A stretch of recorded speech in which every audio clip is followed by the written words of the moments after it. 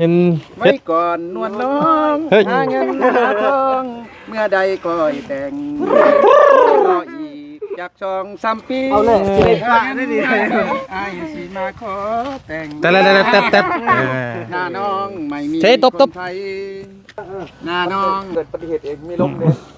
เก้เขาค้ำครั้งนี้คือยามมันลุ่มไปทางนั้นมันแบบเขาบ่ได้ค้ำตัวนี้เด้มันมีไม้เลยก็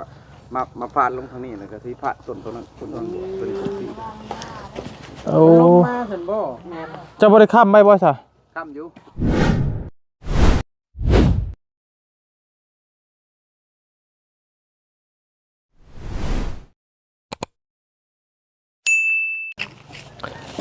สบายดีและสวัสดีเด้อพ่อแม่พี่น้องเนาะเบิดกุสู่ทุกคนพี่น้องเอ้ยยินดีต้อนรับเข้าสู่ช่องของหมอยาวบ้านป่าเด้อพี่น้องเด้อขอกำลงแรงเนาะนิ่งได้ผู้สาวมานี่ อยากอยู่เงียบๆแค่เราสองคน เอาพี่น้องขับทักทายสบายดีและสวัสดี บ่สับสนด้วยคนจำเป็น แต่ละโอ้ ต่อเลยไหมต่อเลยพอตื่น ก็เห็นป่าวุ่นทวีไปนำก่อสร้างด้วยครับจำเป็น แต่ละตัดตึง อยากกินว่าเปิด นะ อยากกินเนาะ พี่นี่ใช้ยัง มันแห้งนี้มันสิ้นได้ โอ้ย อ่า เห็นคนบ้า โก วะ ย สิ้นจะขโมยไปไป มันสีมือนี่ได้เงินมึงมีพอกีบ เงินในถุงละว่าบ่มีก็มีเงินในถุงพี่สิซ่อนรถมาทำอยู่ เอา สบาย พี่น้อง ดี เลย สบายดีเด้อ สบายดีเด้อทางบัดกุสู่ทุกคนแหละสบายดีดู สบายดี บ่หาแต่เพิ่นบอกเด้อมื้อหน้าเด้อ แรง มาเห็นผู้ใหญ่เด้อยกมือไหว้ปั๊บเลยเด้อ เจ้ามึงเนี่ยส่งเพิ่นก็ใส่สไตล์เดียวกันเลย ทั้งน้องกิ๊กทั้งน้องบุญทวี เนาะโอ้ได้ยินข่าวว่าไปนอนเฮือนเพิ่นบ่ ตึกใจทั้งนั้น อ้าวอีหยังแม่นเหรอวะ แม่นบ่ไปนอนเฮือนเพิ่น สาวหนึงข้าวให้กินจับจักบ่ นึงอยู่ ตายคักปานนี้พี่น้องแต่พอจังว่าตักไว้เด้อซะนี่มีกำลังใจอยู่นี่ คักไม่อยากจะคิดสงสารไม่อยากจะคิดสงสารมาเห็นบุญทวีนั่งซึม มีแฟนแล้วเขาก็ดื่ม เขาลืม ดื่มน้องบุญทวี หลังจากที่แล้วบ่ หลังจากกี่เทื่อนแล้วเด้ดื่มจ่อยบาทนี่เอาเนาะก็ถือว่าก ำลังตีปูนเนาะนี่อะไรนี่คือทั้งน้องกิ๊กแบบไรล่ะ มาช่วยบ่นะ มาซอยหรือว่าเพิ่นจ้างหาบ่ ซอยน้องอี โอ้กินข้าวแล้วบ่เขากินข้าวแล้ว กินแล้ว กินน้ำเลย กินแล้ว พอแล้วว่าน่ะไล่แต่เป๊ปซี่มาเอ้า เขาค่อยแต่มีอันนั้น แต่ว่าบ่มีน้ำก้อนนี่แหละเฮ้ย ดีโดกับเป็นขนมปรุงมาได้เมื่อกี้นี่เอาเดี๋ยวให้เพิ่นวนก่อน แต่ว่าขอเราบอกขอคนหนึงเด้อถืออันนี้เอาไปเบิดถุงกันแล้วบ่ขอคนหนึงมั้ยสิมาแช่น้ำเย็นกิน เบิ่งเพิ่นมานี่ก่อนพี่น้องคูณก่อแล้วท่านน่ะ อย่าให้ว่ากันเนาะเอาคู่จิ้นพี่นะเฮา เบิ่งพี่ก่อนงั้นปล่อยเพิ่นก่อน ใช้จอกปันกันกินครับมันบ่หลายเงินละเบ้านี่แหละบ่หลายก็เลยซื้อมาบ่ มันไม่มาซื้อดอกไปซัดหมกปุ้งอยู่เฮือนนั่นน่ะน้องคอนมันมีงานเลยแต่ถ้าซื้อดิได้หลายกว่านี้อยู่ แนวมันแล้ว พอ เบิดตัวใด เกือบ200,000พุ่นตีไป200,000เอาไปเขาคิดว่า200,000 เห็นบ่ย่างเนาะ 200,000ปลาย มันย่างเราเปลี่ยนไปเดี๋ยวนี้ งาน รอง าน ไม่ได้ตลอดเลยมีคำใส่น้ำ เงินเดียวก็สังเกตบ่ เลย โอ้ยเราว่าชวนเราขายอยู่เราขายเกี่ยบาทหนึ่ง80,000เลย เห็นอยู่เซ่น่ะ นี่ ใช่ นี่ ใจ ตัวเอ็นมี จะมีมาบเวนนะ โอ้ยมูลผู้ใหญ่เพิ่นซื้อให้ตะกี้พุ่นแหละพี่น้องเอ้ย แต่ไม่แก้วซื้อให้พุ่นแหละ บ่ยาวบ่ ใน ได้ มือ ขาย เอามาเขาก็บ่ได้เลียเบิ่งคอเราได้ บ่ได้ขาย ถ้าบ่ได้สังเกตคอเรา จะจำได้บ่ จำได้อยู่จำได้อยู่ ตั้งแต่ว่าแม่เพิ่นซื้อให้พุ่นแหละ ทั้งพ่อกับแม่เพิ่นมาตอนนั้น เอ บ่ อ โดย ข้อยก็บ่ได้ส่วนมากข่อยบ่ได้ค่อยใส่หรอก อืม ว่าสิขายก็ คิดแล้วคิดอีก คิดแล้วคิดอีกเพราะว่า เสียดายเนาะเนาะ สิได้จะเก็บไปเป็นที่ลึกนำแน่แหละพี่น้องเอ้ยเนาะแล้วก็แต่ว่าทองตอนนี้เนี่ยป๊อดข่อยยันฮอดอยู่แสน โอ้กับเกินฮอดแสนผู้ใดมีเงินคือขี้นี่แม่นแล้วขายรถชื่อทองไว้ช่วงนี้ แม่นเพราะว่าฮอดอยู่แสนแต่ว่าถ้าฮอดแสนนี่บ้าลังเลกันได้ข่อยก็ กินน้อยกินใหญ่เฮ็ดแล้วได้ติ โย น่ะมึงเนี่ยคำไว้ซะพี่น้องเอ้ยขี้ตะเวน แต่ว่าก็บ่มีหยังแน่นอนได้เถอะเกย ฮะ แม่นอยู่ว่ามันขึ้นแล้วก็มีลง แต่ข่อยว่าคำนี่กินบ่บกจกบ่ลงคือกันได้คำได้ขึ้นน่ะยากได้สิลงคือกันคุยแต่ไปหลายกันได้มันก็ได้ ลงน้อยเนาะ ลงก็ลงหน่อยได้ ชมเนาะสมบ่เป็น เนาะบ้านนี้เฮ็ด ก็บ่ได้มาได้บ่เฮ้ยน่ะ บ่ ขังไว้ขังนั้นไว้ขังไว้ขังไว้ขังไว้ขังนั้นไว้ขังนั้นไว้ บ่ได้มามันบ่ได้นั่นให้มันนั่นก่อนว่า อืม ได้ล่วงบาด อืมคัก ได้การ เออ ช่วงหนึงแรงพี่น้อง ส่งแรงเนาะเมื่อเบิดแล้วเนาะเดี๋ยวแต่บ่แก้วผู้เดียวเนาะต้องขี่กรอบอยู่พี่น้องเอ้ย สบายดีเด้อทั้ง เอ นี้ อสวัสดีเด้อพี่น้องนะเนาะ อ้าวขันไว้ก่อนนั่ง อันนั้นน่ะพุ่นยิบยิบ ไม่ได้ไปนอนเทือนพุ่นเก่าบ่ โอ้โห แล้ว มันยังบ่ทันบอกดอกแต่ในมื้อน อนอีกมื้อนี้นอนอีกก็ได้มื้อนี้แหละเพราะว่าเมื่อคืนนี่เรียบร้อยแล้วเมื่อคืนนี่ อ่า แม่นบ่แม่นบ่แม่นบ่ บ่เชื่อบ่เชื่อ ใจเย็น เห็น ๆไม่ก่อนนวลน้อง เฮ้ย หาเงินหาทองเมื่อใดก็ให้แต่งรออีกจาก2-3 ปีเอาเลยได้ดีอ้ายสิมาขอแต่ง แต่ หน้าน้องไม่มี เทตบ คนไทยหน้าน้อง เท บ่มีคนไทยพระอาย เอ้า เมื่อใดจะขายหัวขายกล้วย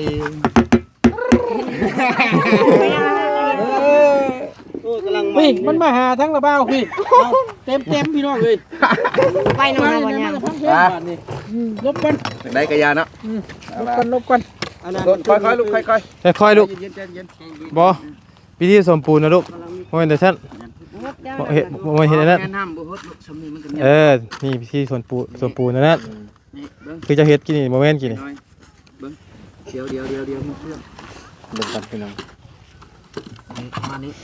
เจ้าก็ส่วนมานี่ผู้นี้ก็ส่วนมานี่นะ ประกบกัน ประกบกัน เยอะ บ่แม่นมาให้เฮี้ยงกันดอก อันน่าคือกันนั่นแหละ มานี่แล้วว่าสิเฮ็ดให้เบิ่ง เอาลองเบิ้งก่อนยาเคยไปส่ง เพราะลองก็ได้อยู่เบิ่งเฮาทำได้อยู่นะทำก่อสร้างให้เบิ่งบุตรีเจ้าว่าเลย เธอย่างคึกขึ้นนะย่างคึกขึ้นนี่ดอกนี้จะเป็นว่าทำลงแรงอยู่ เป็นอยู่ดอกสมปูนซื่อ เอาก็สิได้แล้วได้ตัวนี้ก็เอาก่อนเอาน้ำมาใส่น้อยๆนิดหน่อยชุบอย่าชุบไม่งั้นหน่อยนะ ดีตัว อย่าตัวนะตัวอะไร บ่มีเงินแม่ทุก จังเด้อ เด็ก จังประทางเด้อจะให้บุญทวีนี่ไปลินมากเลย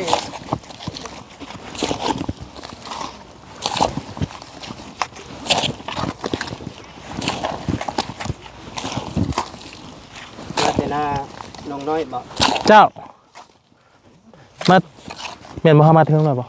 เอาแล้วลืมแล้ว เบาดีไปพุ่นบ่ ล่าชุดนี่ก็ออกมาแต่งานบุญนี่แหละ มันตะวันคันใต้เนาะ งานนะคำใต้นี้ บุญบ่ แล้วมีงานบุญได้บุญพร้อมเสาได้ โอ้ขับอีนี่ กินลาบซีนกินนี่ใส่กบ น้องตันจมกินมาต้องกิน มารับซีมาให้ โอ้นายกับข้ากันหนองมากไม่จะปุ๊บมาไปได้มาเบิ่ง ก็ละบ่ได้นี่ก็เอวละบ่ แม่นเกาะแอวแล้ว เรียบร้อยแล้ว เออ กำลังเริ่มนะพี่น้องถูกยอมเมื่อเช้านี่เนาะ นี่ เจ็บเบิดเลยยกแล้วจังโมง ประมาณจังมุ่งในหยุกในยอม เอ้าเสาเอกบัดคือนอนอยู่เฮ้ยเบิ่งก่อน เนาะมันคือดึงอยู่น่ะ เดี๋ยวเปลี่ยนยังน่ะ เกิดอุบัติเหตุ เกิดอุบัติเหตุแล้ว แท้บ่ อ๋อแต่ว่าเฮาพักผ่อนเลยก็มันเกิดอุบัติเหตุเองมีลมเด้เก้เฮาค้ำครั้งนี้คือยามมันล่มไปทางนั้นมันว่าเฮาบ่ได้ค้ำตัวนี้เด้มันมีไม้เลยก็มาฟาดลงทางนี้แล้วก็สิฟาดต้นตัวนั้นต้นตัวนี้ โอ้ ลงมาซั่นบ่แม่น เจ้าบ่ได้ค้ำไว้บ่ซะ ค้ำอยู่แป้นมันมีอันเฮาใส่แต่2เด้ตัว3ยกตัวอย่างเฮาใส่แต่ฝั่งนี้นะเพราะนั้นเลยทางเฮาบ่ใช่แล้วมันมาแล้วมันพาถึกฉายลม จังหวะ แม่นก็ว่ามันมาลงทางนี้ บ่ได้ ที่มันมาพี่เนาะ บ่ได้เอา เดี๋ยวมันสินั่งไปพุ่น ทุกเทื่อเขาต้องลินบล็อกคัดสิบ่คัดอยู่บ่ บ่บอกเฮาบ่ได้คัดเพราะว่าเฮาจงไว้แต่3ต้นเพราะว่าพักผ่อนกินข้าวนะปูนเพิ่นเบิดแล้วกินข้าวตอนประมาณ 11 ชั่วโมงก็สิบ่ายลงสิบ่ายแล้วก็สิลงต่อพอดีเพิ่นพาลงแล้วก็ยังได้2ต้น ลงมาทับตัวนี้นำ ต้นนี้แล้ว ดีแล้อันบ่มีเด็กน้อยอยู่ใกล้เนาะ บ่เพิ่นน้องๆไป เอ้ยนี่แหละพี่น้องเอ้ยเฮ็ด ค่อยไป เกี่ยวกับเสา ไปจักคน เสาดินเนี่ยอันตรายเลย เพราะว่าเฮายกขึ้นมาตั้งไว้ ตั้งไว้เรียบร้อยแล้วแล้วเนาะเพิ่นก็เมื่อแล้วกินข้าวแล้วก็ยังแต่ว่าเฮาก็ปล่อยไปนะ แต่ว่าเป็นบทเรียนเด้อพอเด้อเฮือนดังนี่เอาเป็นบทเรียนได้เฮือนดังนี่เฮือนดังหน้าบ่ให้เป็นได้บัดนี้โอ้ดีได้อมันมีคนเป็นหยัง เอาตั้ง น้อย ก่อน บ่อยู่ใกล้จะนี่ดีแล้ว เฮ็ดมีแต่ให้เป็นบทเรียนของเจ้าได้อบัดนี้ตัวนี้ เพราะว่าถ้าว่าได้ยกได้ย่อนี่ก็แม่นรีบผสมปูนใช่ด้วยแหละ อืมมีมื้อได้สิยกขึ้นบัดนี้ มีตามเพิ่นเพิ่นว่าเพิ่นเอามาก็มันเหมาะละมื้อนี่เป็นวัดชินเด้ หามื้อดีเนาะ มาดีก่อน ได้ตังค์บ่ เอาก็หามาเลยก็ได้ตั้งเพราะว่าเฮาก็เอาสองจังหวะเอา โดย อืม แต่ว่ามื้อนี้มันล่มแล้วเฮาก็บ่ตั้งแล้วมือใหม่ แม่มันแล้วบ่ได้แล้ว มันบ่เข้ากับระบบเด้ อืม เพิ่นอยากนอนให้เพิ่นนอนไปก่อนเฮาก็ตั้งใหม่ เป็นหยัง มือใหม่ ยังบ่พร้อมเนาะ ยังบ่พร้อม มันสินจะไปจักบ่มื้อนี้ เด้คันว่ามันบ่แล้วแม่นนั่นแหละมันแล้วก็มันบ่ให้แล้วมันเฮ็ดใหม่เห็นไหมเอาไปได้อยู่ให้อยู่หน้าเด้บ่ได้แล้ว มันก็มีทางความรักษาเพิ่นก็สิเว้าบ่ได้แล้วบ่เคยเห็นนะตั้งแต่ตั้งมานี่ก็มีแต่ต้นเดือนนี่แหละ ช่างเลขบ่นี่ แม่น เพียงแต่เทือนมานี่ไหน จะเข้าเป็นร้อยแล้ว เออ 5เมตร6เมตรก็เคยอยู่แต่ว่าเฮาก็แต่ว่าคุ้มก็มันก็ซ้ำนั่นแหละคุ้มก็ มันก็บ่เคยมีนะเฮาก็นั่นอยู่เป็นบทเรียนคือว่าหั่นแหละปกติก็เฮาเฮ็ด4ด้านนี่เฮาก็ทมแล้วเลยดิสึกๆยังตรงกับเสากลางว่ะสิบ่มีหยังนะ อืม อืม คิดว่าเท่ากลางนี่มันจะสบาย บ่ได้ใส่จ่ายบ่พอ ใจสองตัวไม่แป้นใจ นี่แต่ระมัดระวังนั่นแหละเนาะพี่น้องเอ้ย ใส่หั่นแหละก็บ่ใส่ก็เห็นง่ายออกไปเบิดเลยเด้แป้นเป็นคนไว้เลยเพราะว่า ยัน เราใส่แต่สองด้านข้าง ยันงานมื้อน่ะยันงานต่อไปแหล้ว มันสิบ่โชคดีแบบซี่แหล้ว แม่นเอาก็เสี่ยงกันเป็นประกันเฮาก็มันจะหนกมันว่าการต่อไปมันเป็นมันนี่มันจะอาจจะโอ้บอกมันก็คือกันเนาะ เป็นอะไร เป็นลิ เพราะอันตัวที่นั่นน่ะถมมันบ่เทได้แล้วว่าตัวถมน่ะ ที่เราว่านี่ แม่นเทแล้วบ่ได้ ใครอยู่ซะ เททมแล้วตัวมันเลิกก็คือแล้วเพราะว่าเฮาจะล็อกไว้เด้ตัวอยู่มันก็ให้มันแล้วไปน้ำ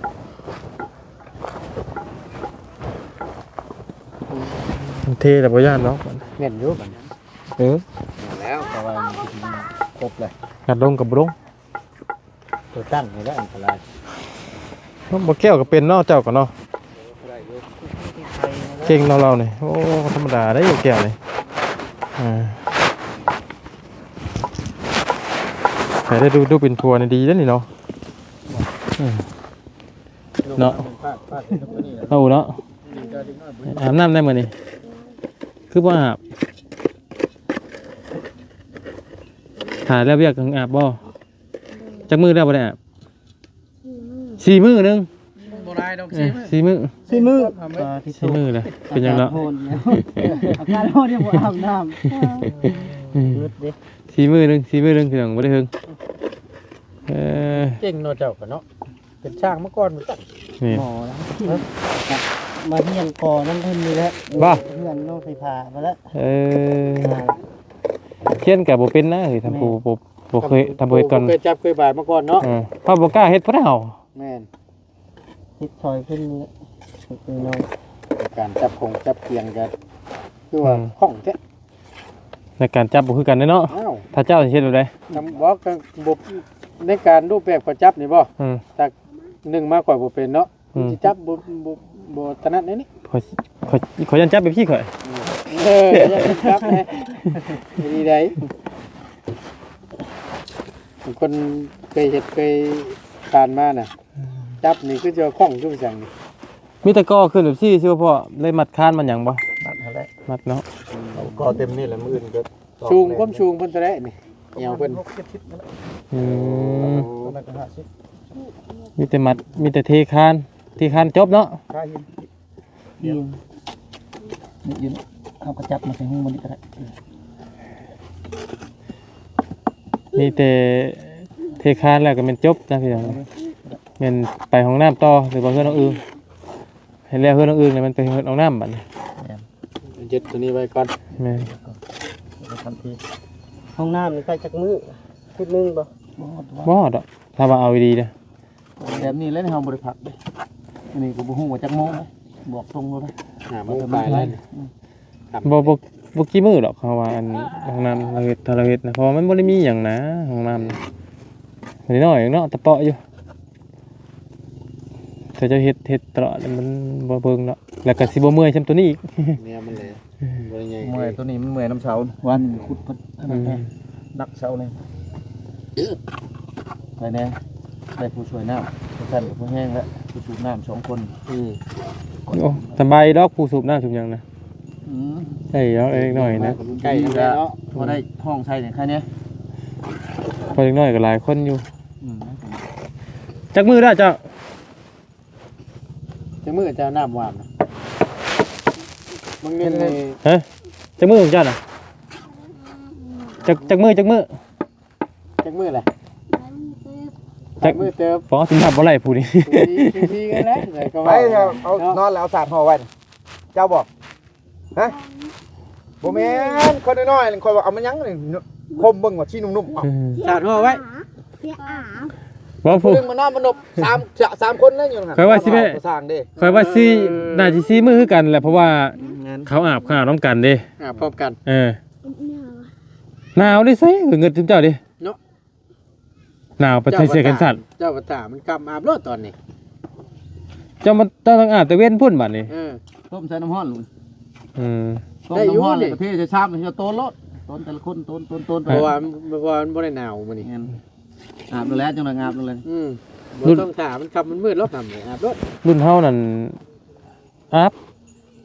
แต่ว่าบ่อาบบ่ได้ฮุกกี่ไข่เฮาน่ะอาบไปซื่อๆนี่นะ มาโต อาบพร้อมแล้วบ่ อาบพร้อมมาแล้วอาบทวนซื่อแต่บ่ได้ฮุกบ่ได้ถูบ่ได้ใส่หยังนะพี่น้องเอ้ยแต่เป็นตอนเป็นเด็กน้อยนะ เอาเฮ้ยใช้อันสองนุ่มสองผู้ว่าไปทางใดเลย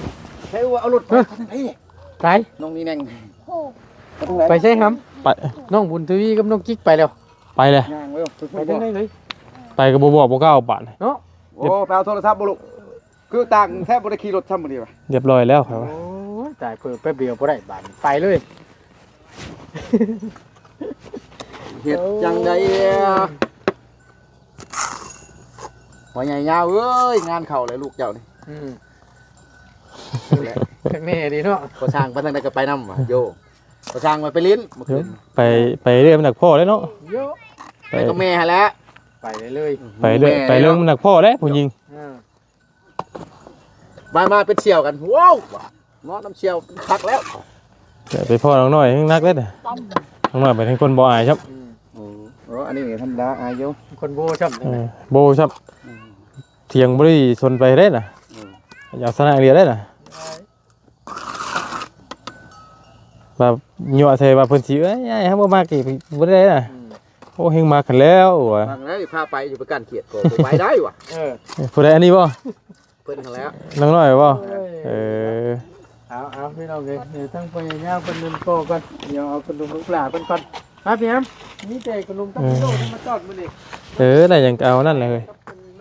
สำนึก